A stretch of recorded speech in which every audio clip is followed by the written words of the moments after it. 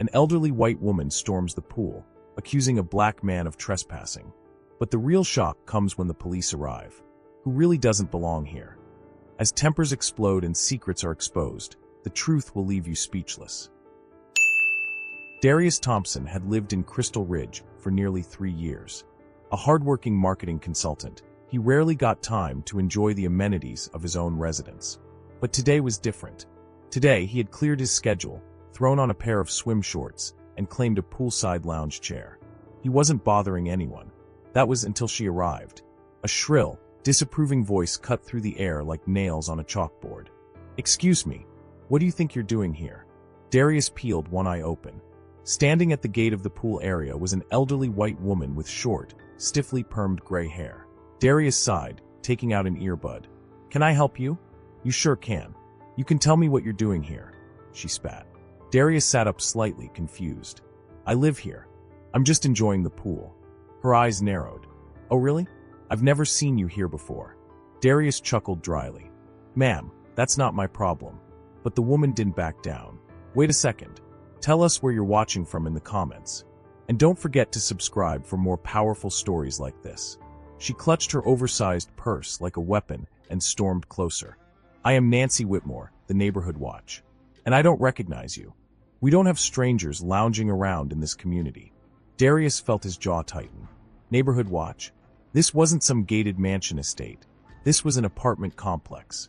And he sure as hell hadn't seen her name on any lease agreements. "Lady, I don't know what to tell you. I live here," he repeated. "Been here for 3 years. Do you need me to show you my lease?" She scoffed. "Don't get smart with me. If you live here, then where's your key card?" "Huh? Prove it." Darius took a slow breath, trying to keep his cool. He motioned to the poolside table where his key card sat next to his lemonade. "There." Satisfied, Nancy's face twisted in suspicion. She didn't even glance at the card. "That proves nothing. You could have stolen it." Darius clenched his jaw. He knew exactly what this was. Another Karen who thought a black man in a nice place had to be up to no good. "Ma'am," he said, his voice measured, "I'm trying to have a peaceful afternoon. But you're coming at me sideways, assuming I don't belong here.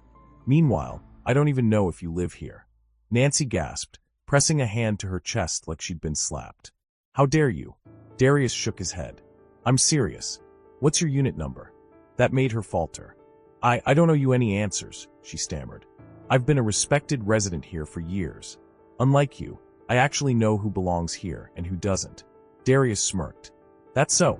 Well, I don't recognize you either. Maybe you're the one trespassing." Nancy's face flushed red. She whipped out her phone. "That's it.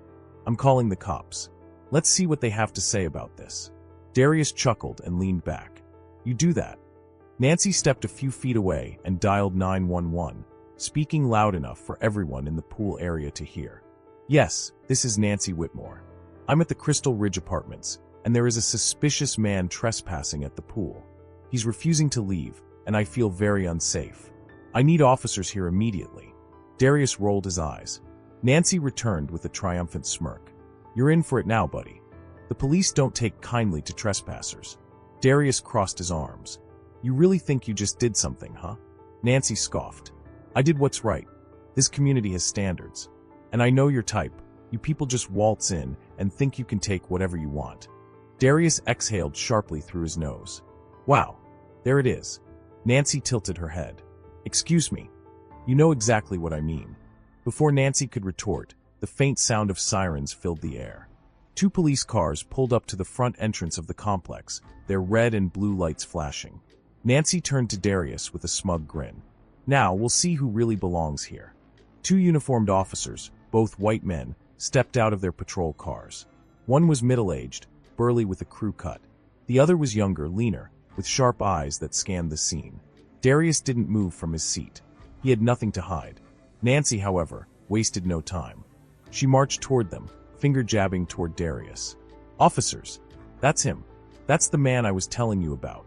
He refuses to leave and is making me feel very uncomfortable." The older officer sighed, glancing at Darius, who sat calmly by the pool. Then he turned back to Nancy. "Ma'am," he said, "do you live here?" Nancy blinked. I just told you. I've been here for years." The officer pulled out a notepad. "And what's your apartment number?"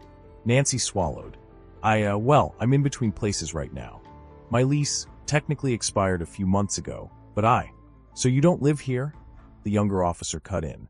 Nancy's face paled. I did. But The older officer sighed. Ma'am, are you aware that you are the one trespassing right now? Darius nearly laughed out loud. Nancy's jaw dropped. What? That's ridiculous. The officer shook his head. According to our records, you are not a current resident of Crystal Ridge Apartments. And since you don't have an active lease, you have no authority to remove or question anyone here. Nancy turned bright red. But. The officer ignored her sputtering. He turned to Darius. Sir, do you have proof of residency? Darius casually pointed to his keycard on the table. Right there. Want me to grab my ID too? The officer shook his head. No need. We're good. Then he turned back to Nancy. Ma'am, you are the one violating the law right now.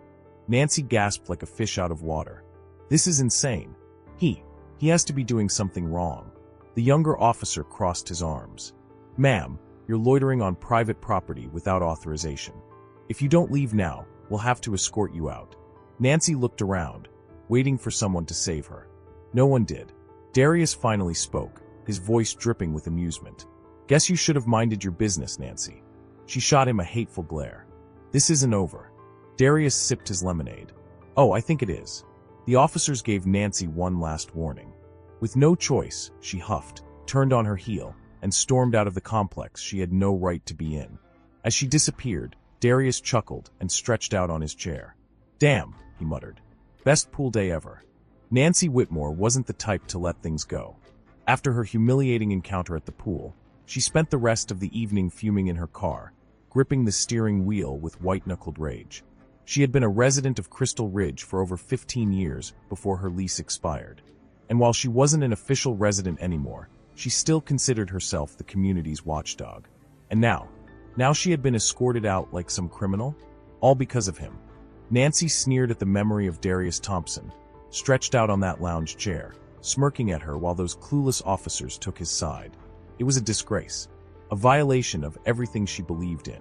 So she did what any bitter, entitled woman would do. She plotted her revenge.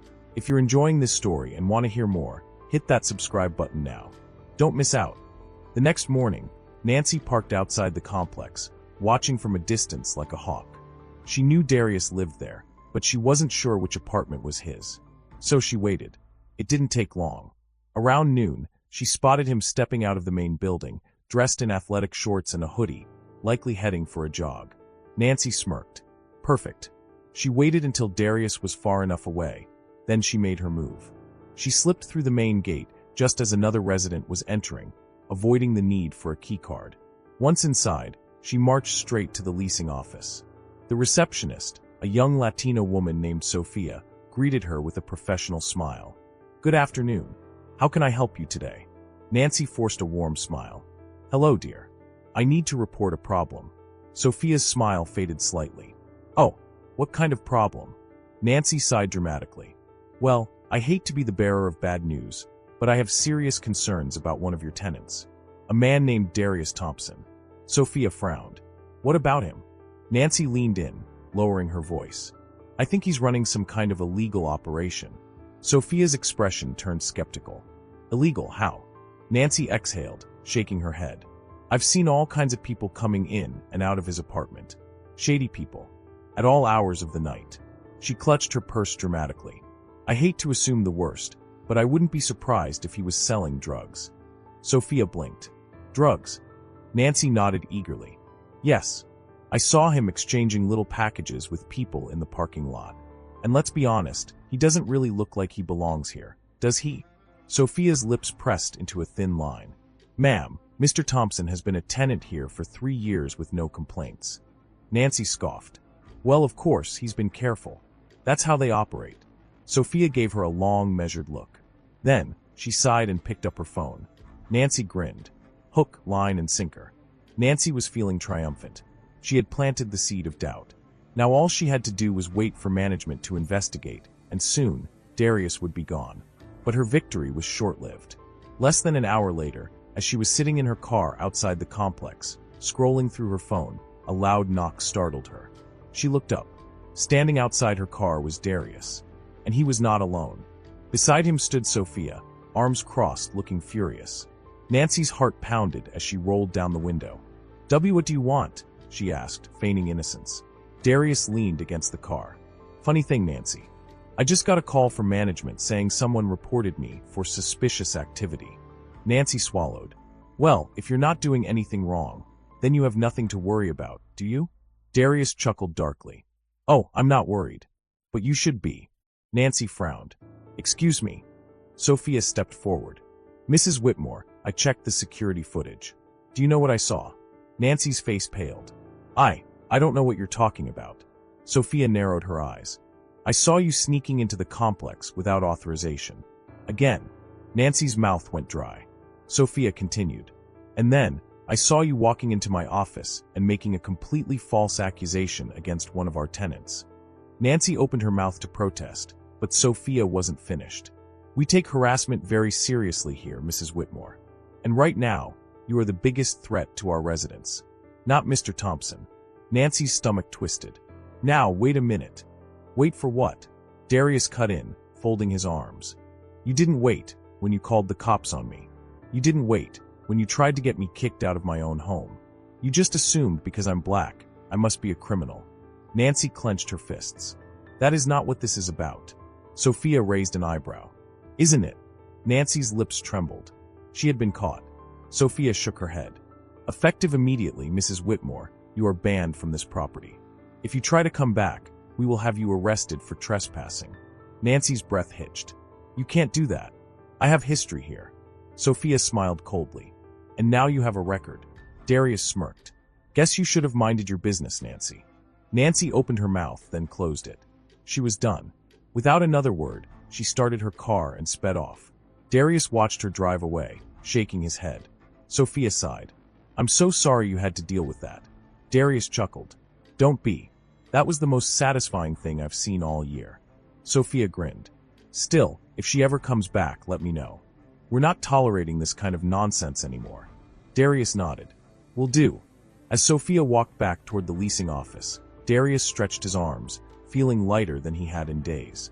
He had won, not just against Nancy, but against the kind of people who thought they could police where he belonged. And for the first time in a long time, he finally felt at home. If you enjoyed this story, don't forget to subscribe for more gripping tales of justice, karma, and truth. Stay tuned. There's more where this came from.